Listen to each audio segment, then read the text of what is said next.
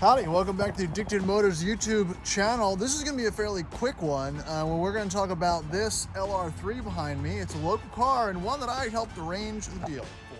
So this particular LR3 I've actually featured on the channel before. I had it parked in front of my house and one of my neighbors actually bought it and kind of started him on the journey of Rover ownership, for the better, for the worse. But actually he made out pretty well on this one. And now he's actually looking to sell. He's actually looking to get a D1 or a D2. He even likes the very clean D2 that I have in the previous video. So if you're interested in that one, check it out. But this is his, I can't remember, I think it's 2005, 2006, maybe 2006, LR3 in Buckingham blue. This was one that he bought from a friend of mine who had it for sale. And it just received a new transmission and new air shocks all the way around. Since then, he has done a lot to it. And before I go too far down the rabbit hole, I just want to mention that this is a sorted D2. This is, sorry, LR3. This is the way you want to buy them. You buy after someone has already done all the things that you would have to do. This is not a project car. So, as I was saying, I think it's 2005. Maybe 2005, 2006. It doesn't really matter. But I think it's probably 2006. I'll check. Buckingham blue, LR3, 191,000 miles. It was purchased from the original owner, so he is the second owner. He's had it for over a year. And he's done a lot to it. He added the hood pad. These are the Lucky 8 Steelies, because he liked the look of my Lucky 8 Steelies. And the Falcon Wild Peak all-terrains that are on there, and that looks great.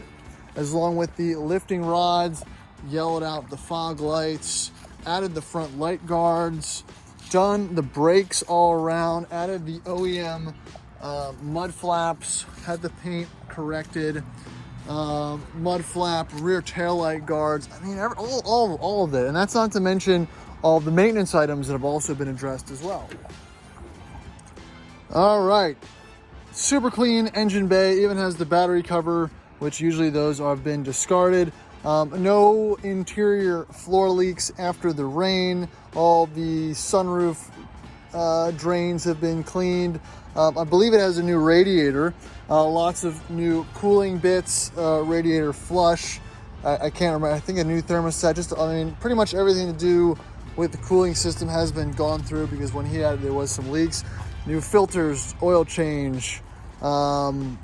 Everything's been gone through. Oh, expansion tank. End links, sway bar bushings. I mean, just a whole lot of other general maintenance items have also been addressed. Like I said, this is his daily, so puts his kids in the car.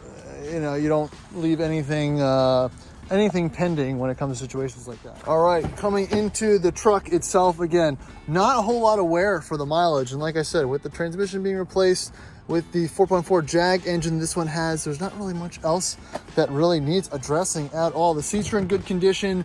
Got a little rip right there, but that's pretty par for the course. Upgraded head unit. No infotainment display on this one, which I kind of like. One less thing to go wrong. Dash pad on it, of course. 3 rows of seating. Again, he drives this daily, so I've just borrowed it for the video. Oh, OEM floor mats, which is always nice. They just fit so much better. The fridge does not come with it, but you know, like I said, this is someone's car. This is not a quick flip or anything like that. Pretty clean underneath as well. I don't see any major rust or anything like that. Again, this was a one-owner car. Previous owners maintained it at the dealership. Put all, 189,000 miles on it, people. So like I said, this is not anything that's been used or abused. All right, let's start it up. All I've done is driven to my house, basically across the street. Nothing crazy on the dash. You will get a battery warning light. I think it's something with the ECM. It is a brand new battery, and I believe it's a new alternator as well. So it's something that might need to get reset. It's not, the car does not have a charging issue. If you know what that is, drop it in the comments, let me know. I haven't done the research myself. Pop the AC on here. AC works great. Yeah, very just clean, tidy inside.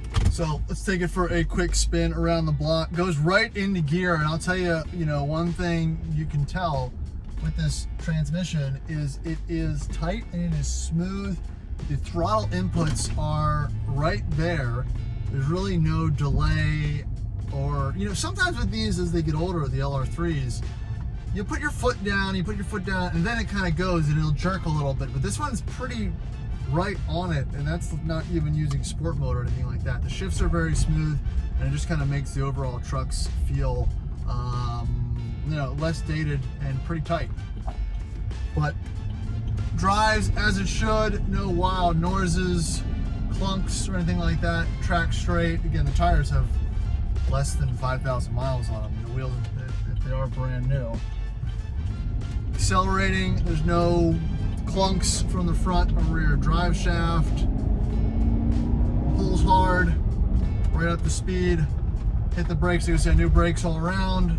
No vibrations or anything. I mean, you know, you would never guess the mileage of this truck by looking at it or driving it. And again, these things would maintain over 300,000 miles, so I'm not too concerned. So there it is, two keys, clear title, good running, decent sorted LR3 for sale. Looking for around 10 grand-ish for this one, or potentially a trade for a very sorted D1 or D2. But probably a sale would be more what he would be looking for. Not getting out of Rovers, just moving adjacent. Let's call it that. So short and sweet, to the point. An LR3 is a great gateway drug into the Rover world, and that's a pretty safe bet if you want to start participating in some of the Rove and other group events, and just kind of, you know, learn how to start the whole Rover thing. It's a problem, but some people ask for it. Thanks. Oh, if you're interested in the truck, shoot me an email, addicted.motors.us@gmail.com. Chat later.